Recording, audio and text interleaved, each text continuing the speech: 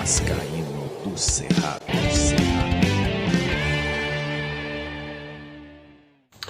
Fala galera vascaína, eu sou o Thiago Fontes, falo direto de Brasília, Distrito Federal, trazendo mais um vídeo com atualizações sobre tudo que tá rolando no Vasco da Gama. E antes de falar sobre essas atualizações, vou pedir aquela moral, deixa o joinha, deixa o like, que é importante para o canal ser indicado no YouTube, se inscreve no canal e segue o @Vascaíno do Cerrado lá no Instagram. Hoje é dia de jogo, o Vasco encara o Lanterna Boa Vista, precisa vencer para voltar para o G4, né? A gente já está em reta final de Campeonato Carioca. Depois dessa partida vão ficar faltando apenas duas rodadas. Por isso que é importante o Vasco se colocar no G4 com a partida hoje contra o Boa Vista, né? Caso o Vasco vença, ele que tem 14 pontos e é o quinto colocado no campeonato, passa o Botafogo e o Volta Redonda. Ontem eu tinha feito um vídeo, estava rolando o jogo do Volta Redonda, que acabou vencendo por goleada o Bangu 4-0. Um resultado ruim para Vasco e Botafogo, né? Inclusive passa o Botafogo em saldo de gols, um gol a mais que o Botafogo, e o Vasco vencendo passa os dois, fica ali na terceira colocação e vai brigar no domingo contra o Urubu, para de fato estar aí nas semifinais do Campeonato Carioca. Importante por vários motivos. O primeiro é que o Vasco ele tem que estar entre os 4 no Campeonato Carioca, é o mínimo que se espera para qualquer tipo de organização ou gestão, né? Tem também a questão da vaga para a Copa do Brasil, que vai ser garantida com a permanência deste G4, e também tem um teste de fogo, que aí a gente vai partir para uma semifinal de Campeonato Carioca e final para ver se esse time tá com uma evolução mesmo, como a gente tem visto contra times pequenos, né? A gente viu 2 jogos só contra times de Série A esse ano, que foi o jogo contra o Fluminense, que o Vasco jogou muito e perdeu com 2 gols do Germancano, e o jogo contra o Botafogo, que o Vasco jogou muito, mas o Botafogo jogou com 2 jogadores a menos, uma situação atípica que não deu ainda para a gente fazer uma análise de fato se esse time está preparado para uma Série A. Na minha opinião, não está preparado ainda. A gente precisa de pelo menos 2 contratações para o time titular. Eu tenho falado isso aqui e vou continuar falando até que chegue um camisa 10 e um primeiro volante. O Andrei chega como um paliativo. Não vou falar mais aqui da situação do Andrei Santos, já passou, já vai ser reintegrado ao Vasco por empréstimo, vai ficar aí na reta final do Carioca. Como eu falei, é um paliativo, o Vasco precisa de um volante titular. O Andrei vem para jogos importantes, né? E já é um jogador que já está entrosado, já conhece o elenco, e isso vai ser legal, principalmente para o Barbieri ter mais opções com a volta do Figueiredo, né, com o Orediano, o Capasso, que vai ser inscrito, vai estar à disposição também contra o Urubu. Hoje é pensar no Boa Vista, hoje é ganhar do Boa Vista, o Lanterna, e eu vou trazer a provável escalação do Vasco para encarar o Boa Vista.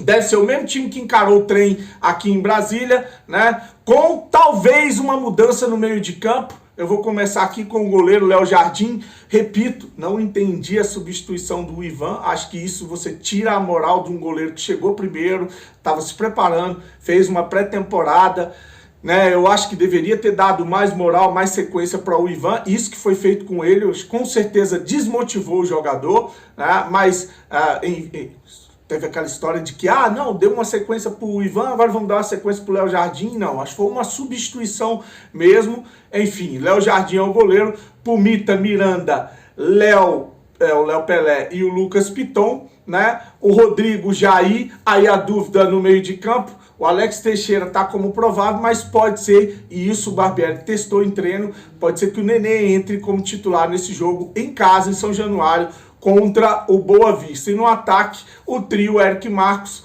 Gabriel Peck e Pedro Raul. Eric Marcos com muita moral com o Barbieri. O Peck, além de estar no início de temporada bem, tem a situação do Orediano, né, que se lesionou, que fisicamente não está pronto, ainda não entrou. Foi a contratação mais cara da Vasco SAF e ainda deixou a desejar, né? Ou ainda está devendo, ou ainda não se apresentou. Dos contratados, é o jogador que menos esteve em campo. o Lucas Orediano, né? Então tá aí, é a provável escalação para encarar o Boa Vista. O Boa Vista que tem a pior campanha do Campeonato Carioca, são 8 jogos, nenhuma vitória, 6 derrotas, 2 empates, 6 gols feitos e 16 gols tomados. Ele tem a segunda pior defesa do Campeonato Carioca, só perde para o Resende, aquele que o Vasco meteu 4 gols, né? O jogo contra o Vasco, eles vão estar com 4 desfalques. Serão o Jairon, o Peu, o Israel e o Matheus Alessandro, todos suspensos na última rodada e não enfrentam meio... Olha só a situação. O Vascaíno já tem medo desse negócio, né? Vamos pegar o Lanterna. Um time que não venceu.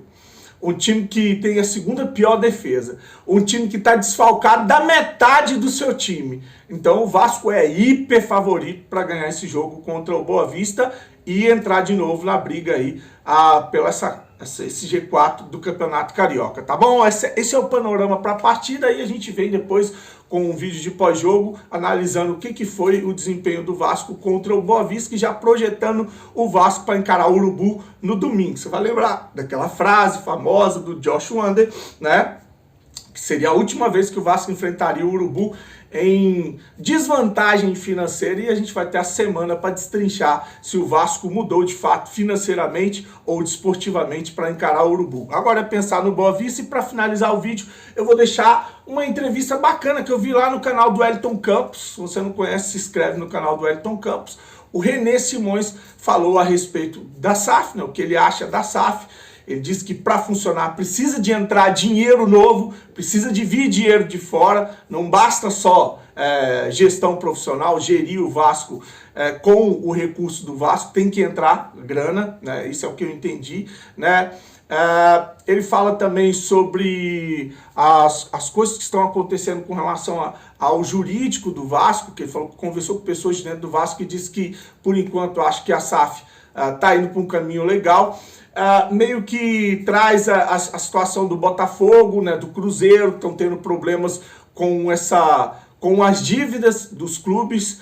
Então vou deixar aí o René Simões, que também, né, para as pessoas que falam aí que você só traz pauta negativa, você só traz pauta que critica o Vasco, tá aí. Estou trazendo o René falando sobre a SAF do Vasco, que ele está gostando, e fala sobre o Barbieri, que ele acha que o Barbieri é um bom treinador, que tem feito um trabalho bom no Vasco, que os times dele são vertical, né, que ele gosta de pressionar o adversário e de velocidade, tanto para atacar quanto para recompor, e tem gostado aí do trabalho do Maurício Barbieri. Vou deixar para finalizar, desejando para você, desde já, uma semana abençoada. Curte o vídeo, compartilha. Grande abraço, até mais tarde, fique com Deus, saudações vascaínas.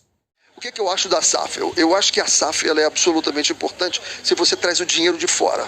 Dinheiro novo, entra dinheiro novo. Agora, há que se ter muito cuidado como você monta isso. Os clubes apressados, endividados, alguns montaram a sua SAF e vamos ver o que vai acontecer agora. Nós estamos vendo o Botafogo, que vai fazer uma reunião agora para discutir a SAF. Me parece que a lei, há uma brecha, né, na legislação em que estão entrando por aí e estão sufocando a SAF do Botafogo. A 77, que entrou no Vasco da Gama, um dos caras que faz a parte jurídica é muito meu amigo, e ele já me falou que as coisas estão correndo muito bem, muito seriamente. Ele está gostando muito. Então vamos aguardar. Vamos ver o que o Botafogo, nessa reunião do Conselho, vai decidir. Se não me engano, é agora dia 6. Se não me engano, é dia 6 de março. E vamos ver o que o Botafogo vai falar, porque há algumas brechas, e se você não está, por exemplo, eu estava no Coritiba ano passado, e o que o Coritiba fez? O Coritiba fez um arranjo de toda a dívida tributária, parcelou em 18 prestações, acredito que já tenha acabado essa dívida. A trabalhista, ela fez uma recuperação judicial e agora vai pagar a sua recuperação judicial. Começou a fazer uma avaliação, né, de todo ativo que ela tinha. O que são os ativos? O estádio, centro de treinamento, marca, os jogadores, né, que tem lá, que tem os 5% quando você vende eternamente. Então tudo isso é dinheiro que você tem para avaliar a tua SAF. Então, diante disso, me parece que o Coritiba vai fazer um negócio melhor. Eu ouvi falar do Atlético Paranaense também, que é um clube extremamente organizado, que ele havia pedido 1,4 bilhão de reais por 40% da SAF dele. Ou seja, continua sendo o mandante do negócio. Continua sendo o mandante do negócio. Agora, mesmo você não sendo mandante, como o Vasco, que vendeu 70%, com 30% você tem direito a bloquear algumas coisas, né? Existe alguma coisa na SAF que coloca ali que na reunião você continua tendo voto. Então, o Vasco tem 2 votos. Ele tem o voto do Jorge Salgado e do Roberto Duque Estrada, que estão no conselho. Então você tem alguma pressão a fazer ali, né? Agora, pode ser um bom negócio? Pode ser um bom negócio, ou pode não ser, né? Você vê que alguns outros países, por exemplo, o Chile fez isso e muitos não deram certo. A Colômbia, alguns fizeram, também não deram certo. Você vê que no Uruguai fizeram isso também, o Maldonado, que jogou contra o Fortaleza, fez e está dando muito certo lá, mas outros clubes não deram certo. Então isso vai depender muito de como você vai administrar isso tudo. Muito bom. Muito bom. Você gosta do trabalho do Maurício Barbieri? Gosto, e eu tenho falado aqui, principalmente aqui no Fala Galera, que a gente faz com o Ronaldo. Está completando um ano, né? Nesse domingo. Hoje do Fala Galera. Um abraço para o nosso Edilson Silva. Muita competência ali, muito legal esse programa, muito bom de fazer. E eu dizia o seguinte, pelo que eu conheço do Barbieri, ele gosta que o time saia em 4, 5 toques para o ataque. É um time muito vertical. E que roube essa bola em 4, 5 segundos, não mais do que isso. Então, nós vamos ter um Vasco que vai pressionar muito o adversário, vai sair muito rápido de trás quando for atacado e vai ser um time de recomposição muito rápida também. Então, eu acho um treinador com a cabeça extremamente moderna, adaptado ao jogo que a gente precisa, né? Como gosto muito do Fernando Diniz, acho que o Fluminense vem fazendo partidas... Boas escolas, né? Duas boas escolas, né? Nós temos o Rogério aí brigando para montar um São Paulo, e eu que trabalhei no São Paulo, eu sei o quão grande é aquele clube e quanto caiu aquele clube, lamentavelmente, por algumas escolhas erradas, mas eu acho que o Rogério vai acabar levantando também. O caso